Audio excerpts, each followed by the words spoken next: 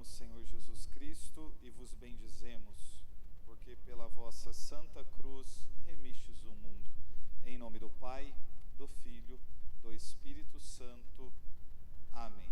Boa tarde a todos. Que Deus abençoe a vida de cada um de vocês, que Deus possa abençoar a família de todos vocês, que a palavra de Deus nessa tarde possa transformar as nossas vidas, endireitar os nossos passos e conduzir a nossa vida para o centro da vontade de Deus. E uma vez tocados e alcançados pela palavra do Senhor, que possamos corresponder e dar os frutos que de nós Deus espera. Amém? Eu me chamo Charles, moro no estado de Minas Gerais, em Sete Lagoas. Sou casado com a Luciana, vamos fazer agora em março 14 anos de casados com a graça de Deus.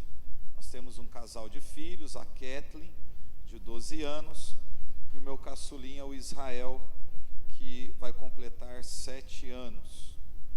É uma graça poder estar com vocês no dia de hoje. Faço parte da diocese, né? Nossa cidade é também a diocese de Sete Lagoas. Sou de uma comunidade católica chamada Missionários da Cruz, e nós temos um apostolado na paróquia do Divino Espírito Santo. Quem nos acompanha, que é o pároco, é o Padre Jesus. Amém, irmãos? Eu vou ler um texto que está em Deuteronômio, livro de Josué, capítulo 1, versículo 1. Josué, livro de Josué, capítulo 1, versículo 1. O tema da nossa pregação está aqui: seja forte e corajoso. Vamos repetir? 1, 2, 3. Mais uma vez. Pela terceira vez. Amém? Seja forte e corajoso. Guarde essas palavras: força e coragem. Amém? Josué, capítulo 1, versículo 1. Após a morte de Moisés, servo do Senhor, o Senhor disse a Josué, filho de Num, assistente de Moisés: meu servo Moisés morreu. Vamos agora, passa o Jordão, tu e todo o povo, e entra na terra que dou aos filhos de Israel. Todo lugar que pisar a planta dos vossos pés, eu vos dou, como prometi a Moisés. O vosso território se estenderá desde esse deserto e desde o Líbano até o grande rio Eufrates, todo o país dos heteus e até o mar grande para o ocidente.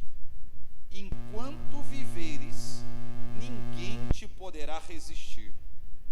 Estarei contigo como estive com Moisés. Não te deixarei, não te abandonarei. Sê firme e corajoso, porque tu has de introduzir o povo na posse da terra que jurei dar aos seus pais. Tem ânimo, pois, e sê corajoso, para cuidadosamente observar toda a lei que Moisés, meu servo, te prescreveu.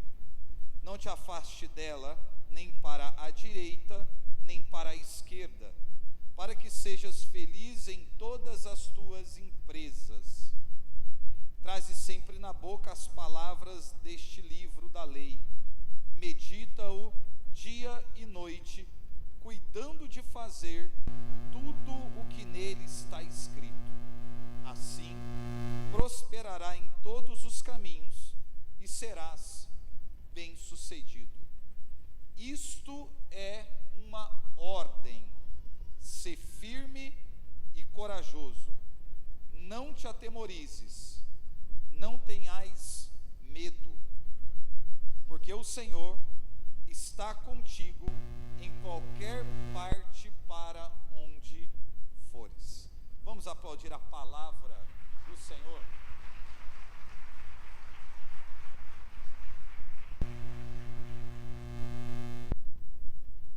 Irmãos, nós estamos diante de um texto que traz todo um contexto, e nós precisamos compreender o contexto para que a gente entenda a grandeza, mas também a responsabilidade da missão que o próprio Deus está confiando a Josué. Amém? A primeira coisa que a gente precisa entender é que esta missão difícil, árdua, complicada, com muitas responsabilidades, está sendo entregue e comunicada pelo próprio Deus. É Deus que, após a morte de Moisés, vai falar com o assistente de Moisés, Josué, acerca de uma missão que ele precisa executar. Na verdade, é a continuidade daquilo que Deus já havia pedido a Moisés. E o contexto dessa história está justamente aí, porque o próprio Deus fala a Moisés, em Êxodo capítulo 3, da onde Moisés está apacentando o rebanho do seu sogro Jetro, que era sacerdote de Madiã. E a Bíblia diz que um dia em que ele conduzia as ovelhas, que não era dele, era do sogro, para além do deserto, ele se deparou com uma cena que para ele, Moisés, era algo muito estranho, muito diferente. A gente conhece a história. Era uma sarça que ardia, mas não se consumia. Mas qual é o motivo da estranheza de Moisés? É o fato de que o que ele está vendo foge da sua compreensão, foge do seu entendimento. E tudo aquilo que foge da nossa compreensão, que foge do nosso entendimento, nós identificamos como algo estranho, diferente ou uma novidade. É o que está acontecendo com Moisés. Irmãos, Moisés é um homem que teve uma educação muito boa, embora fosse hebreu, foi criado como um egípcio e herdou todo o ensinamento, toda a educação egípcia daquela época. Moisés, ele era formado em medicina, ele era formado em astrologia, ele era formado em administração, falava alguns idiomas, era um homem inteligente no seu tempo, foi preparado para um dia poder herdar o trono do Egito. Então, Moisés é um homem que entende de ciência. Moisés é um cientista. Repita isso, Moisés é um cientista. Não, um pouquinho mais forte. Moisés é um cientista. Guarde isso. Moisés é um cientista. Ele vive aproximadamente 40 anos ali no Egito, vivendo praticamente uma mentira, porque ele era um hebreu, mas foi criado como um egípcio, enquanto o seu povo padecia na escravidão. Ele vivia uma vida muito boa, com uma educação muito boa, com uma culinária muito boa, com tudo ao seu dispor. Mas chega um momento na vida de Moisés em que ele rompe com toda aquela estrutura do Egito, ele vai construir a sua vida e passa a viver, a habitar na casa do seu sogro e cuidar do rebanho que era do seu sogro, e fica também naquela condição aproximadamente 40 anos, já 80 anos tendo se passado, ele está diante de Êxodo capítulo 3, daquela sarça que arde, mas não se consome. 80 anos se passaram desde que Moisés nasceu. Moisés já é um homem de idade avançada, Moisés é um cientista, ele está apacentando um rebanho que não é seu, e agora ele está diante de uma sarça que arde em fogo, mas não se consome.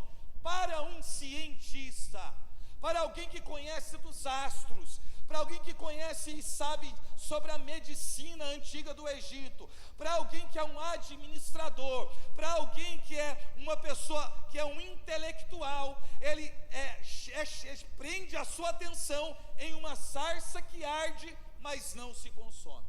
Tanto que o texto diz assim, é o próprio Moisés dizendo, eu vou me aproximar para saber por que a sarça não se consome. Ou seja, Moisés está curioso, ele quer descobrir, é próprio de um cientista, ele quer descobrir o porquê que a sarça pega fogo e não se consome.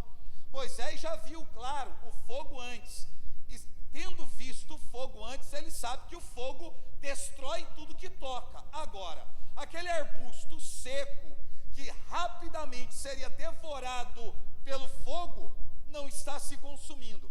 Isso chama a atenção de Moisés. Olha que coisa interessante. Por que Deus faz isso?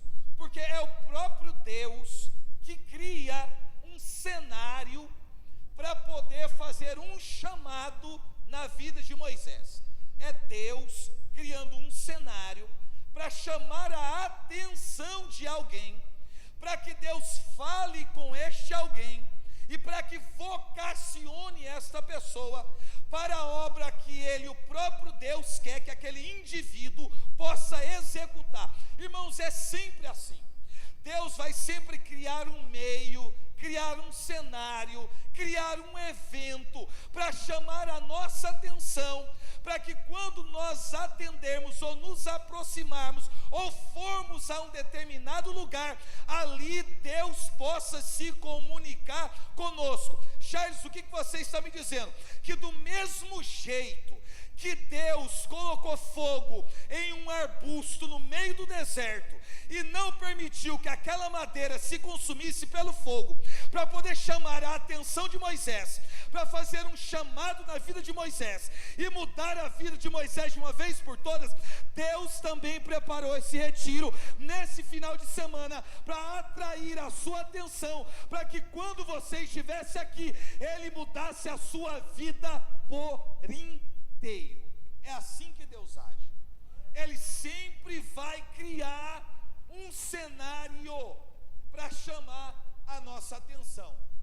Tanto chamou a atenção de Moisés, que Moisés, diante da ciência que tem, que sabe, daquilo que conhece, olhando para aquela sarça que não se consome, ele disse, eu vou me aproximar, porque eu quero descobrir o motivo pelo qual aquela madeira não é consumida pelo fogo. Deus criou um cenário para chamar a atenção de Moisés. A atenção de Moisés está presa na sarça que arde. Agora Moisés vai se aproximar, tudo certo. Só que o método de Deus é sempre um mistério. Sempre, sempre um mistério. Porque olha que coisa interessante.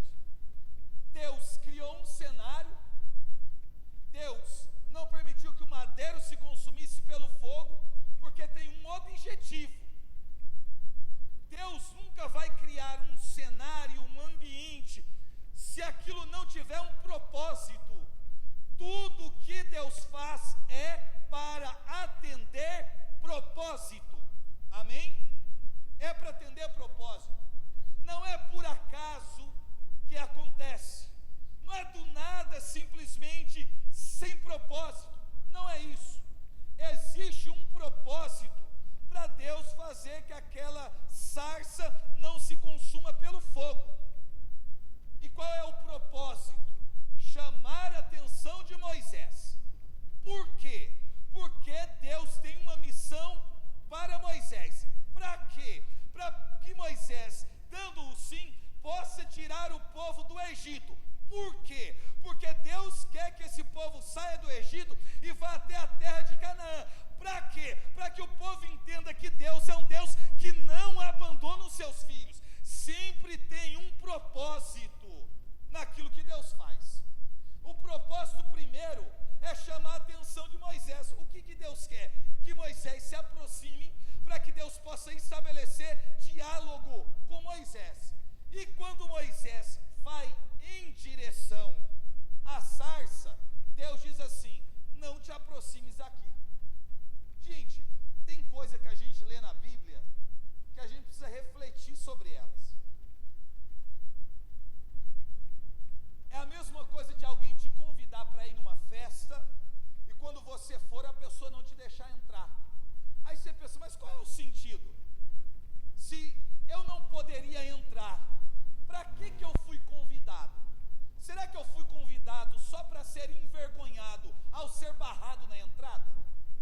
Porque se me convidaram, eu entendi que eu sou uma pessoa bem-vinda, bem-quista para aquele ambiente. Deus fez tudo para chamar a atenção de Moisés, chamou. Deus queria que Moisés se aproximasse, Moisés se aproximou. E Deus queria falar com Moisés, e Deus falou, mas o que Deus disse foi: não se aproxima. Mas, se não é para se aproximar, para que tudo isso? Só que o problema é, irmãos, como nós nos aproximamos de Deus. Qual é a maneira com que nós estamos nos aproximando de Deus? Ah, eu quero ir à igreja. Vá. Ah, eu quero ir ao grupo de oração. Vá. Ah, eu quero participar de uma pastoral, de um movimento na igreja. Vá. Eu quero fazer parte de uma comunidade católica. Vá. Ingresse no caminho vocacional. Ah, eu quero ir no retiro, quero ir no evento, quero ir no congresso. Deus abençoe a sua vida. Mas antes de nós darmos um passo concreto, em nós sempre existe uma palavrinha chamada intenção. E o que Deus observa, vê, enxerga em nós é a intenção pela qual nós queremos aquela aproximação. Porque se a intenção é nobre, é justa, é reta, Deus deixa chegar.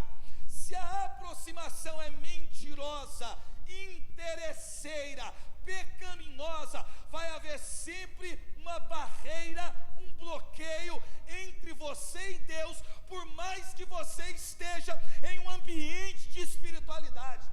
O que eu estou te dizendo? Que não se aproxima de Deus de qualquer jeito, de qualquer forma, com intenções e motivações erradas. Então Deus está dizendo para Moisés: não te aproximas aqui, tira a sandália dos teus pés, porque o ambiente que tu te encontras é uma terra santa. Como quem diz: Moisés, eu quero fazer uma aliança contigo, eu tenho um chamado, uma missão para que você possa executar, mas a missão que eu tenho para você, ela não pode ser executada segundo os seus padrões, segundo o teu modo, segundo a tua maneira. Então qual é o critério que eu te dou antes de te chamar ou de revelar o chamado que eu tenho na sua vida? Tem um critério, qual? Tira a sandália dos teus pés. Os pés falam sobre caminhada, os pés falam sobre santidade, os pés falam sobre trajeto, sobre discipulado. Moisés tem duas sandálias, uma que representa 40 anos de Egito, de mentira, e outra que representa 40 anos de submissão à casa do sogro. Ele tem 80, e Deus está dizendo para ele agora: tira a sandália dos seus pés, porque eu não posso revelar o chamado na sua vida, eu não posso te confiar uma missão, eu não posso estabelecer relacionamento com você, se você não tiver coragem de romper com aquilo que na tua vida já deu errado. Já deu errado. Ou seja, sempre que falamos de chamado, de missão, de vocação, nós falamos sobre romper, sobre decisões, sobre renúncia, sobre dor, sobre coisas que precisamos abrir mão, deixar para trás. Não dá para se aproximar de Deus até chamado, se lançar na missão, carregando na minha vida situações que já deram errado. É Deus dizendo assim: Moisés, vamos começar do zero, vem descalço, vem sem sandália, sem a poeira do Egito, sem a poeira de Midian, vem descalço. Se aproxima de mim como alguém que se esvazia, como alguém que se abandona, como alguém que quer, como alguém que está livre, como alguém que não traz fardo. Por mais que você tenha miséria, pecado, limitações, se a intenção da aproximação ela for correta, vai dar certo. O pior pecador ou a pior pecadora, tendo cometido as piores atrocidades recentemente, se quiser se aproximar de Deus, mas motivado pelo arrependimento, pela dor e pela consciência de que precisa mudar, não vai haver barreiras. Mas agora, se eu me aproximo de maneira fingida, mentirosa, camuflada, vai ter sempre um obstáculo. Então Deus já está dizendo para Moisés: vem, se aproxima, mas do jeito que você quer não, se aproxima do jeito que eu quero. Então, antes de Moisés entender a missão, Deus está ensinando o princípio de obediência a Moisés. Porque se Moisés não for um homem submisso e obediente, ele não vai conseguir executar a missão. Que missão? Tira o meu povo do Egito e conduzir esse povo até a terra de Canaã. Flávio Joséfo diz que eram aproximadamente 2 milhões de pessoas. Alguns outros historiadores dão um número de aproximadamente 1,5 milhão. Entre 1,5 milhão a 2 milhões de pessoas saindo do Egito em uma peregrinação até a terra de Canaã. É desafiador para Moisés, a partir do momento que dá o sim a Deus e precisa retornar ao Egito, enfrentar o faraó, e aquilo que está ruim muitas vezes pode piorar, porque é o próprio Deus quem vai dizer: eu vou endurecer o coração do faraó. Ô irmão, se eu fosse Moisés, eu ia falar: oh, meu Deus, você está de brincadeira comigo, né? O homem já é ruim, ele já não gosta nada de mim, eu já saí de lá fugido,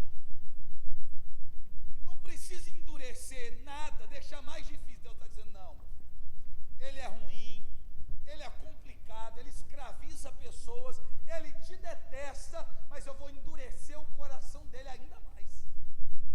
Olha que coisa. E Moisés, sabendo que aquilo que está ruim vai ficar pior, tendo dado o sim, acabou. Irmãos, olha que coisa interessante. Tem coisa que Deus te revela antes de te chamar. Tem coisa que Deus revela só no ato do chamado. Só que tem coisa que Deus só vai falar para você depois que você disse o sim. Porque se ele falar antes, você não disse. Se eu soubesse que ia ser nessa prova, nessa luta, desse jeito, se o Senhor tivesse me avisado, eu não tinha encarado isso aqui não. Quantas vezes eu já não fui convencido pelo nosso Deus exatamente assim. Eu só descobri que o trem era feio, como diz o mineiro, depois que eu tinha dito sim: eis-me aqui, Senhor. Ah, eis-me aqui? Beleza, Charles. Então agora que você disse eis-me aqui, faça-se em mim, então agora eu vou te dizer qual é o tamanho da missão que você tem para executar. Só que Moisés não vai voltar atrás, porque o povo que está lá carrega o seu sangue nas veias. E é o próprio Deus quem fala com Moisés. Irmãos, se diante de uma missão que Deus nos dá, a nossa confiança está na força que nós temos, na nossa capacidade, na nossa destreza, nós não conseguimos absolutamente nada. Aquele que é chamado por Deus para qualquer obra que seja, desde coisas simples a coisas extraordinárias, precisa precisa ter uma consciência clara: quem Deus é, o que Deus pode fazer e quem sou eu e o que eu posso fazer. Porque eu não olho para a missão e entendo que preciso enfrentá-la apenas com as capacidades ou a força que tenho. É a consciência do indivíduo diante da missão de que o Deus que chamou vai capacitar aquela pessoa e vai estar com aquela pessoa no meio daquele combate tão complicado. Moisés não vai retroceder, ele vai. O faraó, claro, nega, e aqui eu não vou entrar em alguns detalhes pela questão de tempo, mas era mais de 430 anos de escravidão do povo, que chegou lá a convite por intermédio de José do Egito, mas que passou a ser escravizado, que trabalhava cerca de 16 horas por dia, que comia alho, pepino e cebola, que as mulheres hebreias, elas trabalhavam como serviçais na casa das mulheres egípcias, elas eram escravizadas, que uma geração, que uma pessoa não durava mais do que 40, 50 anos, porque pela a quantidade de trabalho, pouca noite de sono, má alimentação, elas morriam muito cedo. É tudo complicado no Egito, é tudo muito difícil no Egito, é um povo na escravidão, gerações inteiras, e uma geração dura aproximadamente 40 anos, eles estão há 430 anos, nasceram, cresceram e morreram sem saber o que é liberdade. O nome de Deus para muitos já caiu no descrédito. Por quê? Como pode Deus nos amar? Como pode fazer referência ao Deus de Abraão, de Isaac e de Jacó, se todo mundo que está aqui nessa desgraça morre? Você já olhou para um momento difícil na sua vida e fez essa pergunta: aonde está Deus? Já, tem gente que já, inclusive por esses dias. É complicado, irmãos. Você olha para o problema, o tempo passa, o problema só piora, as pessoas estão sucumbindo, e tem gente dizendo para você assim: não, irmã, reza mais, se apega em Deus. Não dá raiva às vezes? Vamos ser sinceros. Sabe, você está sofrendo, seu casamento está arrebentado, seus filhos estão tudo rebelde dentro de casa, você está desempregado, conta atrasada, pessoa doente, o mundo desabando, e não é um problema recente, já dura 10 anos, 12 anos, 15 anos, aí você vai falar com o homem de Deus, a gente diz assim para você: irmã, fica tranquilo, está tudo no controle de Deus. Ai, que coisa, dá vontade de meter a mão na cara da pessoa. No controle de Deus? Imagina se não tivesse. Meu marido está indo embora, meu filho está drogado, eu estou desempregado, a conta atrasada, eu estou enfermo, gente da minha família já morreu, e o cidadão vem me dizer: tranquiliza, o seu coração está tudo no controle de Deus. Bom, tem coisa que é difícil de ouvir. É por isso que, se não é a fé, a gente não fica na igreja, nós não cremos em Deus. É por um princípio de fé. De fé. Princípio de fé. Não foi o que o irmão falou aqui, do menino que estava lá, o Diego? Conheço o menino lá em Salvador, na paróquia do Padre Tony, paróquia Nossa Senhora das Dores. Ele até mandou mensagem para mim na época: reza, porque o Diego está ruim aqui. Como é que você vai? Vamos lá na igreja, da onde o menino é um paroquiano, né? Ele é engenheiro, fez toda a parte estrutural da paróquia, o menino está entubado, aí chega um irmão e diz assim: olha, gente, vamos rezar, porque Nossa Senhora não desampara. Bom, se não tem fé, aonde você está rezando para que uma pessoa vença uma situação de enfermidade, aonde outros que estão passando por ela estão morrendo? Olha que coisa doida. Vamos rezar. Aí o mais incrédulo pensa: a gente já rezou por um monte de gente da paróquia que morreu. Aí o cara já fica desanimado. Já teve um monte na paróquia que a gente rezou e não deu certo. Aí o incrédulo já não quer rezar. É princípio de fé. De fé. Ah, mas eu fiquei sabendo que está entubado, e quem fica entubado não escapa. Fé.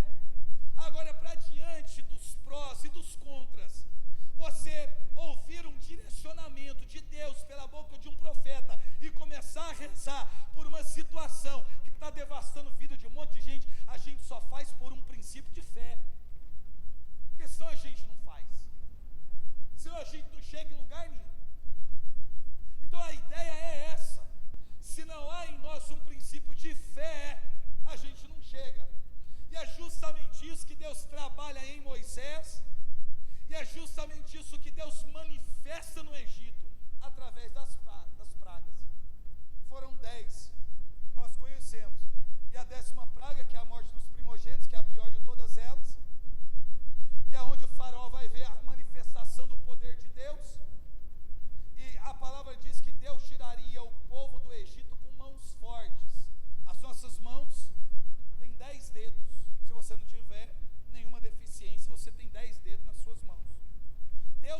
trouxe o povo do Egito com mãos fortes. As pragas no Egito são os 10 dedos de Deus fincados sobre a terra do Egito. Cada dedo de Deus que é fincado na terra do Egito revela ou manifesta uma daquelas pragas para poder intimidar o faraó, para que pudesse liberar o povo, e assim aconteceu. E aí vem os desafios e os percursos, os percalços ao longo de todo um trajeto que dura aproximadamente 40 anos. No Egito, ou melhor, no deserto, nós vimos de tudo. Nós vimos a manifestação de Deus através da sua providência na vida daquele povo, fosse com o maná, fosse com as codornizes, fosse com as roupas ou com os calçados, que não envelheciam e nem rasgavam, fosse com a proteção e direcionamento pela coluna de fogo, a nuvem ao longo do dia, a água que saía da rocha. Deus ia aplainando as montanhas. Olha que interessante, irmãos. Quando os comentaristas judaicos, eles falam sobre esse período de trajeto, essa transição do povo no Egito, eles dizem que Deus colocou uma coluna de nuvem em cima, que era aquela mesma que pegava fogo à noite, colocou uma coluna de nuvem nas laterais, na esquerda, na direita, na frente e atrás do povo, para dar ideia para o povo de uma proteção, de uma sucá, de uma tenda em volta do povo. Então, é Deus protegendo o povo de todos os lados, e Deus ia aplainando as montanhas, ou seja, aonde tinha montanha, Deus abaixava elas para o povo passar. Só que nem isso, aí a gente vai na primeira pregação do Ricardo, é suficiente para fazer o povo parar de reclamar. Quer água? Tem. Quer maná? Tem. Você quer carne? Tem. A roupa, diz a Bíblia, é igual as camisetas do irmão Trovão, não envelhecia. 10% do merchan depois. A sandália não gastava. Imagina, 40 anos com uma camiseta só, sem envelhecer, sem rasgar. Só não posso dizer que era sem cheirar mal, porque isso não está na Bíblia. Mas que não envelhecia e não rasgava, tá. Agora o cheiro é uma outra questão.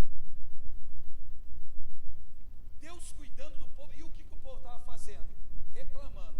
Agora, pensa. Diante de todo esse cenário e com esse povo, tem uma figura: Josué. Irmãos, Josué sabe do chamado na vida de Moisés. Josué sabe o que aquele povo sofreu no Egito. Josué está vendo a manifestação de Deus no deserto. E Josué também está vendo o comportamento do povo no trajeto.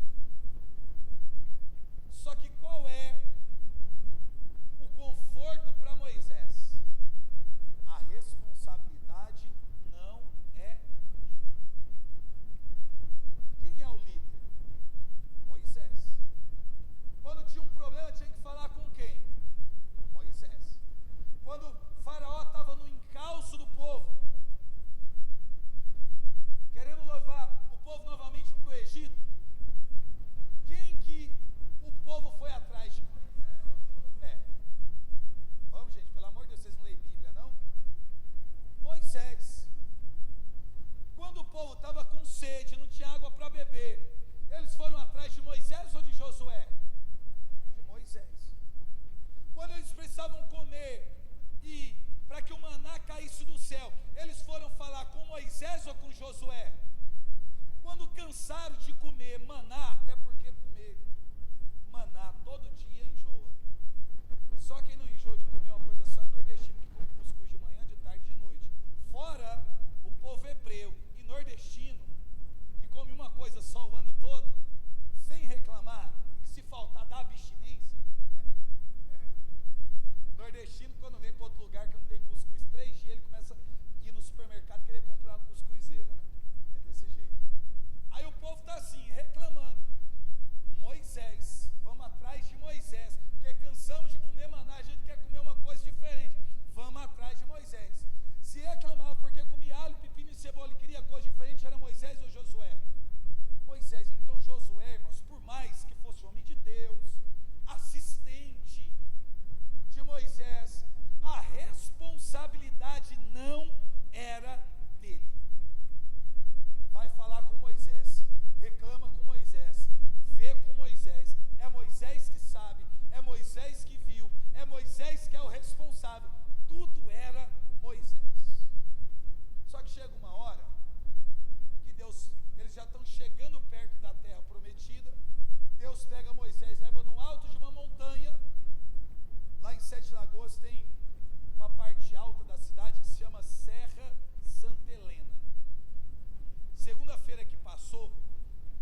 nossa paróquia fez uma caminhada penitencial.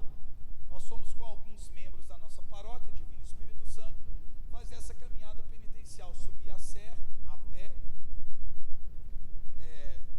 É difícil a subida, a parte acho que mais alta da cidade.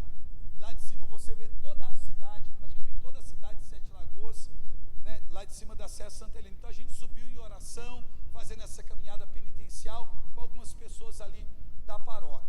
Quando eu cheguei lá em cima da serra, eu já conhecia a serra, mas quando eu cheguei lá e você tem a visão de toda a cidade, você vê a maioria das lagoas que tem da nossa cidade, eu pensei assim, olha, Deus fez isso com Moisés um dia. Moisés está vendo toda essa terra? Está vendo toda a beleza da terra? Se fosse em Sete Lagoas, está vendo as 7 lagoas? Estou, Senhor. Então, Moisés. Está vendo o tamanho dos cachos de uva? Estou. Então, você não vai entrar. Eu te trouxe aqui no alto da montanha para te mostrar a beleza que é a terra. Está vendo porque eu queria te tirar de lá? Estou. Não valeu a pena enfrentar o faraó? Valeu. Não valeu a pena ouvir reclamação no deserto? Valeu. E agora? Não, agora eu vou te avisar que você vai morrer. Entendeu? Você não vai entrar, inclusive você vai morrer. É isso que eu tenho para te revelar. Olha que coisa complicada, irmão.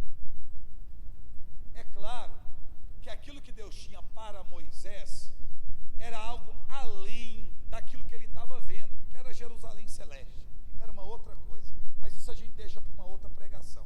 Só que a partir do momento que Moisés vai ao alto da montanha, que vê a terra e Deus diz, você não vai entrar, alguém precisa introduzir o povo na terra.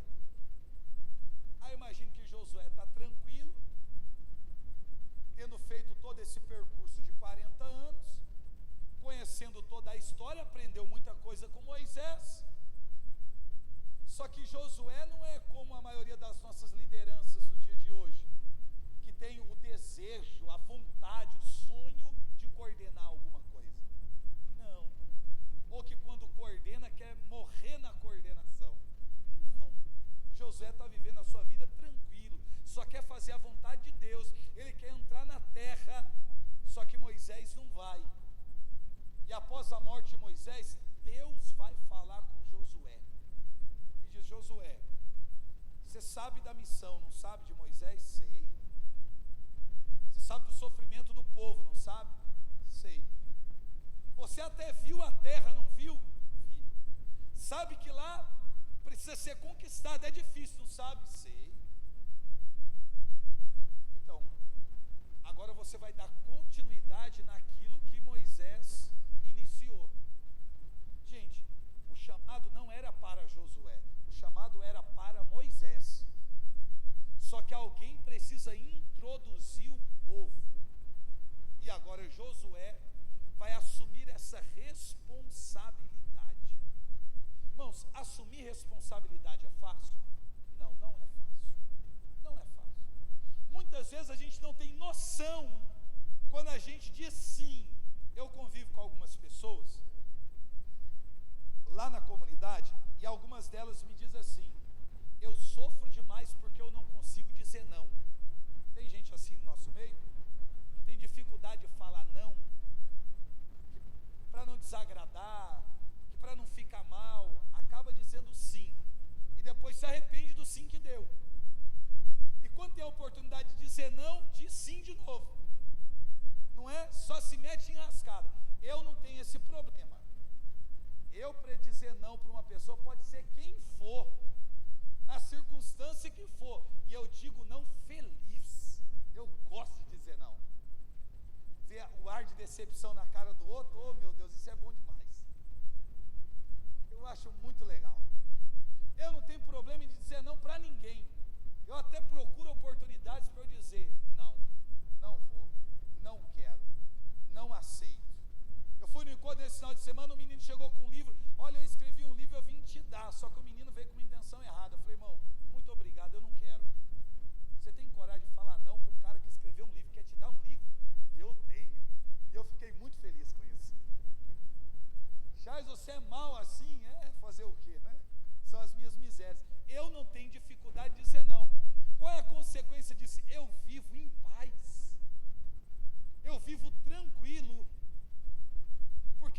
consigo dizer não para situações que me apresentam. Agora, se for Deus, é outra história. Aí eu não consigo, porque Ele não dá a mim, muitas vezes, a possibilidade do não. É o sim ou sim, entendeu? Então você fica assim, não tem para onde você correr. Você sabe que o sim vai ser difícil, mas Ele diz que o não vai ser pior do que o sim. Então é assim, só sobrou aquilo mesmo. Tem gente que tem essa dificuldade de dizer não e acaba sofrendo, porque não entende a responsabilidade do sim que está dando, ou que vem após o sim que deu. Josué, ele sabe o peso, o fardo que ele vai ter que carregar, porque ele faz parte daquele povo. Ele ouviu as murmurações, ele sabe das deficiências, ele sabe do que ele vai enfrentar na terra que ele precisa conquistar. Mesmo sabendo da responsabilidade, ele dá o sim. Só que não é porque a pessoa deu sim, consciente das responsabilidades que o sim ou que a missão exige dela, que ela tem a plena convicção de que ela é capaz de corresponder ao sim que ela mesma deu. É por isso que Deus vai dizer assim para Josué, porque assim, irmão, se Josué fosse alguém seguro de si, se Josué fosse aquela pessoa que não titubeasse, que não tivesse dúvida, se Josué fosse aquela pessoa extremamente convicta, Deus ia, o argumento ia ser assim: Josué aceita? Josué ia dizer: Senhor, eu aceito. Ele ia fazer como Pedro na época da tolice: estou pronto para ir contigo, tanto para a prisão quanto para a morte. E Jesus: Pedro, antes que o galo cante, meu filho, você vai me negar 3 vezes. Assim, eu te conheço, você que não se conhece. Eu sei quem você é, você não sabe. Então Jesus está repreendendo Pedro, Josué está dizendo sim, só que Deus sabe da insegurança que tem aqui dentro de Josué. Por mais de Deus que seja, valente que seja, capaz que seja, Deus sabe como Josué está interiormente. Então o discurso não morre ali. Você aceita? Aceita. Então pronto. Não é como um casamento. Aceita? Sim. Tem uns que diz o sim com vontade. Tem gente que diz o sim e parece estar arrependido de ter casado. Aí diz que a emoção não deixou a voz sair. Não, é arrependimento mesmo de ter casado. Diz aquele sim é a coisa mais feia do mundo. Sim, acabou. Já deu sim. Não é assim que funcionou com ele. Deus, diante do cenário e da intenção e do coração de Josué, além de ouvir a resposta de Josué, Deus vai dizer assim: seja firme e corajoso, que é o tema da pregação. Por que Deus usou essas expressões? Seja firme e corajoso. Por uma questão cultural do povo, espiritual do povo, e a forma que Deus quer se comunicar com Josué acerca daquilo que ele precisa fazer. Por que firmeza e coragem?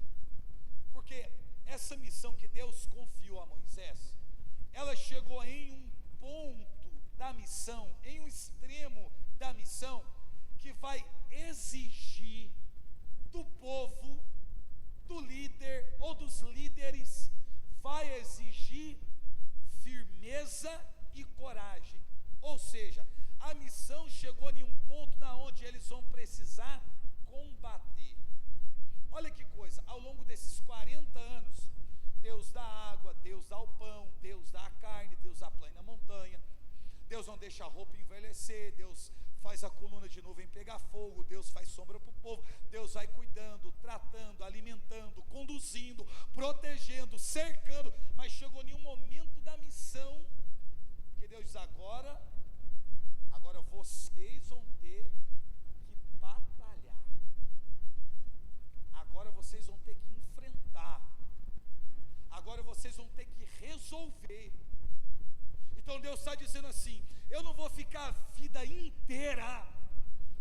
fazendo tudo por vocês. Vai chegar um momento da vida de vocês que vocês precisam aprender a resolver as suas questões, a resolver os seus problemas. Então Deus diz: seja forte e corajoso, seja firme e corajoso. Dentro do contexto judaico, força e firmeza estão associados à pedra. Para o judeu é isso. Conceito de um judeu de força e de firmeza: pedra. Pedra. Quando ele diz assim, seja firme, Deus está dizendo assim: seja como uma pedra, resistente, forte, que aguente sol, o frio, o tempo, os intempéries. Seja firme como uma pedra. Então, quando ele diz seja firme ou seja forte, Deus está dizendo assim: eu quero que você seja daqui para frente, Josué, como uma rocha, como uma pedra. Eu já disse isso aqui em um outro Retornai-vos que eu preguei, mas eu vou repetir porque muda-se muito o público, né? Um judeu, quando casa, judeu só casa na terça-feira, porque a terça-feira na criação bíblica é o único dia que Deus usa a palavra bom duas vezes. Então eles acreditam que a terça-feira tem uma porção dobrada, tem uma bênção dobrada. Então o judeu só casa na terça-feira porque ele diz que é um dia duplamente abençoado e o casamento tem mais chance de dar certo se casar na terça-feira. Uma dica para você que ainda não marcou o casamento: marca na terça-feira, que não dá errado, é um dia duplamente abençoado. Judeu só casa na terça-feira. E outra coisa, judeu nunca dá uma rosa para a pessoa que ama, porque o judeu ele é apegado não à beleza das coisas, mas ao significado delas. Então o judeu ele não é atraído pelo belo somente. O judeu ele é atraído pelo significado das coisas, sejam coisas belas ou não tão belas. Então para o judeu é assim: você vai lá e colhe uma rosa, dá uma rosa para alguém. O que você está dizendo ao dar uma rosa para aquela pessoa? Que o seu amor ou o sentimento que você tem por ela é como aquela rosa que você ofertou, mas passou 3, 4 dias, ela murcha, seca. Então o que ele está dizendo? O sentimento que eu tenho por você, ele é fraco, frágil, simples, que acaba, que se dissipa, que não significa nada, que não resiste ao tempo, que não resiste a nada. Ou seja, eu não tenho sentimento nenhum por você. Aí o que o judeu faz? Ele pega uma caixa bem bonita e põe uma pedra dentro e dá uma pedra para a esposa. Estou dando um conselho para os homens: não dê rosa. Um buquê de rosa está R$150, uma pedra a gente acha ali na rua. Só que dependendo da mulher que você casou, você dá a pedra e corre, porque pode ser que ela acerte a sua cabeça, não é? Pedra é baratinho. Só que ao dar uma pedra, o que ele está dizendo? Qual é o significado? O amor que eu tenho por você é como essa pedra, resistente ao frio, aos intempéries, ao tempo, é forte, firme e indestrutível. É o que ele está dizendo.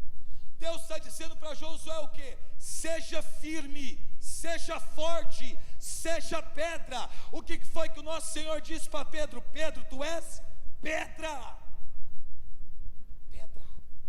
Seja firme, seja resistente, porque se em você não tiver firmeza, não tiver resistência, você não vai conseguir superar as dores, as lutas, as batalhas, os problemas, as questões que se levantam contra você. Deus não quer uma geração frágil, Deus quer levantar uma geração forte, firme, resistente. E nesse povo forte, firme e resistente, não cabe o discurso: ah, eu estou cansado, cheguei no meu limite, ah, não dá mais para mim, ah, eu quero uma aposentadoria espiritual, já estou servindo a Deus há 40 anos, agora eu vou deixar para os mais jovens. Vai nessa. Salomão caiu nessa conversa, começou bem e terminou mal se prostituindo. Mais vale o término de uma coisa do que o começo dela. Abre o olho, que com a desculpa de que eu estou velho, eu estou velha, eu estou cansada, eu tenho neto, eu tenho um monte de compromisso, eu estou com artrite, artrose, um monte de doença, a gente sai da presença de Deus, e aí eu nem preciso dizer onde é que você vai parar. Cuidado. Aquele que é firme, que é forte, resistente, vem o problema, vem a dor, vem a enfermidade, vem a crítica, vem a perseguição, você permanece. Essa pandemia mostrou quem é flor e quem é pedra. Quem é flor e quem é pedra. Quem é delicado, sensível, frágil, raso, superficial, e quem é resistente. Doeu, sofreu, chorou, foi difícil, complicado, igreja fechada, tudo difícil, mas você permaneceu na presença de Deus. Deus seja louvado pela sua vida. É ser pedra. Deus está dizendo: Josué, ou você vira uma rocha, ou você vai ser destruído, dizimado, executado na batalha que existe reservada para você. Firmeza. Ah, eu vou sair da igreja porque falaram mal de mim. Não, aí não é postura de pedra. Ah, não, eu vou sair da igreja porque fizeram uma confraternização na minha paróquia e não me convidaram. Você é sensível demais, criatura. Isso não é postura de pedra. Eu, quando não me convidam para ir em alguma coisa, eu dou glória a Deus, porque eu gosto de ficar na minha casa. Eu gosto de ficar em casa, eu gosto de ficar trancado, eu gosto de ficar lá, fechadinho, quieto. Quando alguém diz assim: olha, Chaz, eu preciso te fazer um convite. Se não for pregação, gente, desespero, que eu penso, vão me chamar para almoçar, para jantar na casa de alguém. Eu não quero sair da minha casa. Olha que coisa. Ah, mas é que eu queria convidar a fazer uma janta para você. Não, irmão, não faça isso. Coma sozinho, me deixe em casa. Eu não estou tão emotivo desse jeito, não. Eu vivo tranquilo sozinho, tranquilo, de boa. Não, mas é porque eu preciso ver gente. Não, irmão, naquela época de pandemia, que os primeiros dias, 20, 30 dias, que parecia que se o povo colocasse a cabeça para fora da janela ia morrer. O povo estava com essa sensação. Gente, que paz. Falei, isso é isso que eu queria, meu Deus. Estou falando da doença, estou falando do silêncio. Falei, olha que coisa boa. O bar da rua da minha casa não está funcionando. Na rua da minha casa tem um boteco que é complicado, tem um centro espírita que é complicado e 4 igrejas evangélicas. Silêncio absoluto. Eu falei, meu Deus, era isso que eu estava procurando. Olha que silêncio, ninguém com bagunça, ninguém quebrando nada, não tem criança gritando, não tem nem vizinho olhando para canto nenhum, ninguém na rua. Gente, que sensação boa que me deu aqui. Que felicidade. Não vi ninguém na rua. Já você não gosta de ver gente, às vezes não gosta. Às vezes não gosto nem de olhar no espelho para não me ver. Eu gosto de ficar tranquilão, em paz. A nossa geração está muito fragilizada. Sai da igreja por qualquer coisa, por qualquer situação. Falta em nós firmeza. Sabe por quê? A gente está acostumado a ouvir. Eu gostei aqui quando o irmão falou sobre os nomes, ou os temas, ou a forma que ele se refere a Nossa Senhora, porque saiu daquele âmbito só da delicadeza, não é? Parece que se a gente der um adjetivo, uma palavra que seja mais firme, parece que não combina. Combina? Que combina, por que não? Por que não combina? A gente está vivendo uma fé tão poética. Você já percebeu como tem sido as músicas que estão sendo compostas ultimamente? É só de amor, de paixão, de alma apaixonada. Eu gosto da espiritualidade, mas não pode ser só assim. É aquela coisa, você ouve a música na igreja, parece que você tem que dançar, parece mais uma valsa, um trem assim. Não tem aquele negócio mais, tipo assim, aquele som, aquele toque, aquela música que prepara a gente para a guerra. Não dá, irmão. Não dá para você preparar um pelotão tocando valsa. Vocês estão entendendo? Você tem que colocar o povo em ordem de batalha, de tirar dali de honra, vontade, ânimo, desejo, firmeza, resistência, porque eu estou indo para a guerra. Parece que a igreja perdeu essa dimensão. Quando eu digo igreja, são os nossos encontros. Só poesia, só música poética, só pregação poética, que a gente tem que até ficar procurando palavras do que diz na pregação, porque pode ser que ofenda A ou B e o outro não goste, ou nunca mais chame a gente para voltar no evento. Ah, irmão, que coisa! Seja firme, Josué. Você vai ter que aguentar, que suportar, que enxugar as tuas lágrimas, levantar sua cabeça e prosseguir. Não foi o que Deus fez com Samuel? Até quando você vai ficar chorando por aquilo que não deu certo? Vai unge outro rei, como quem diz, enxuga a lágrima. É o que minha mãe fez comigo, eu estou reproduzindo com os meus filhos. Quando choro, Israel, não chora, enxuga a lágrima. Rapaz, aí ele fica assim, isso, engole a lágrima. Não chora, rapaz. Frescura é essa? Levanta a cabeça. Não aconteceu nada. Vamos. Dizia, a Kete acertou o pé na minha cabeça. Aí chegou lá com o olho cheio de lágrima. Ele bate na irmã, quando a irmã reage, ele acha ruim. A Kete acertou o pé na minha cabeça. Eu falei, e o que isso significa? Significa que ela é chata, pai? Não, significa que seu reflexo está ruim. Você tinha que ter desviado. Seu reflexo que é ruim, irmão. Você apanhou de bobeira. Se você fosse mais esperto, você tinha baixado. A gente gosta de transferir sempre para o outro as coisas que nós deveríamos ter suportado, enfrentado e vencido. Neste final de semana, Deus quer fazer com que você saia daqui como uma rocha firme e inabalável. Pode ter dificuldade, pode ter dor, pode ter problema conjugal, pode ser o que for, mas você vai enfrentar a situação de peito aberto e vai resistir a tudo aquilo que se levantar contra você. Seja firme e corajoso. A coragem, para dentro do conceito do povo judeu, está relacionado à batalha, tem a ver com espada. Olha o que Deus está dizendo para Josué: quando te atacarem, seja como uma rocha, mas quando você atacar, seja como uma espada afiada.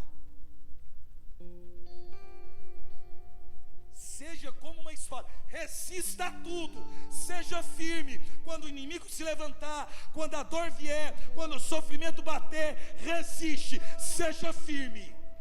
E na hora que eu tiver que enfrentar, vai como uma espada afiada. Vença o inimigo, enfrente o problema, enfrente as situações. Pare de chorar, levanta a tua cabeça. Se coloque em ordem de batalha, toma nas mãos a tua espada e vai para o combate, que Deus vai te dar a vitória. Espada nas mãos.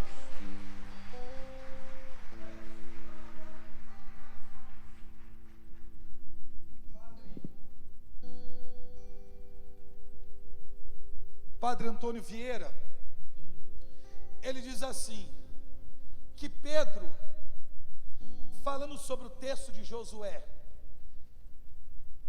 seja firme e corajoso, que na verdade Deus está revelando, lá no Antigo Testamento, a liderança na sua igreja. Seja firme e corajoso, seja firme, firmeza da pedra. Para quem Deus disse pedra, foi para Pedro. E Paulo é a espada. Para poder ser o primeiro papa da igreja, tinha que ser alguém como uma pedra, para aguentar todo tipo de heresia, de maldade, de problema que se levantasse. Mas e para poder enfrentar o inimigo, tinha que ser alguém como Paulo, com uma espada nas mãos, desbravando e conquistando almas e apresentando aos pés do seu Senhor. O que Deus quer fazer conosco? Seja firme e corajoso. Quando o mal se levantar contra você, resista. Mas quando Deus disser, vai, pega a tua espada, se levanta, vai para o combate e volta para casa vitorioso, em nome de Jesus. Você é pedra e você é espada. Firmeza e coragem, duro como uma pedra e palavras afiadas como uma espada. Levante para a gente rezar.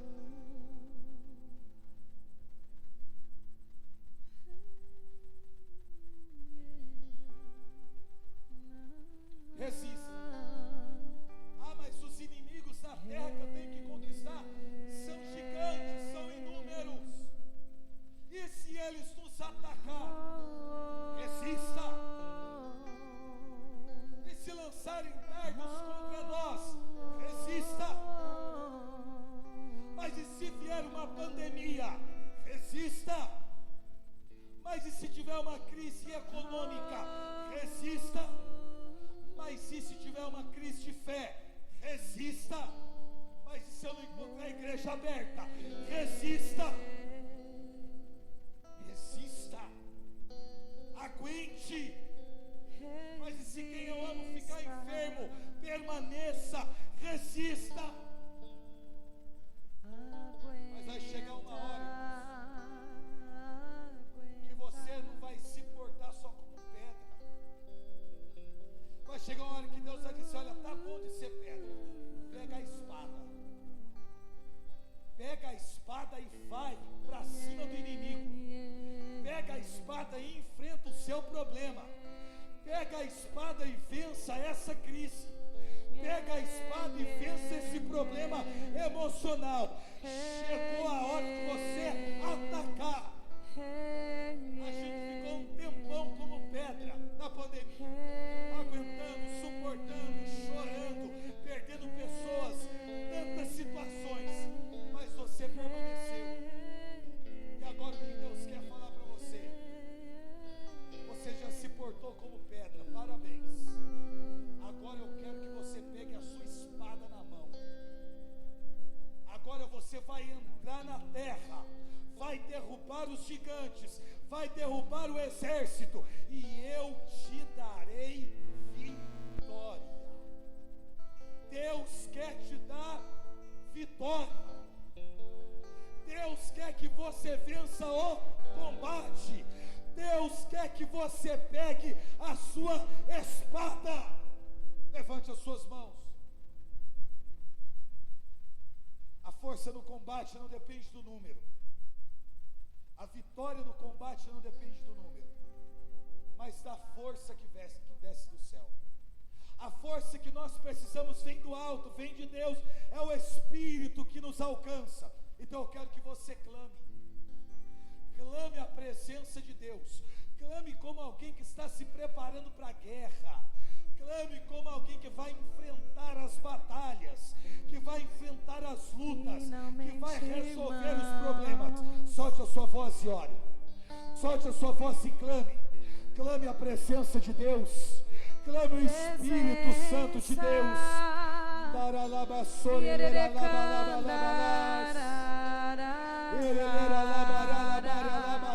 Isso, ore, ore.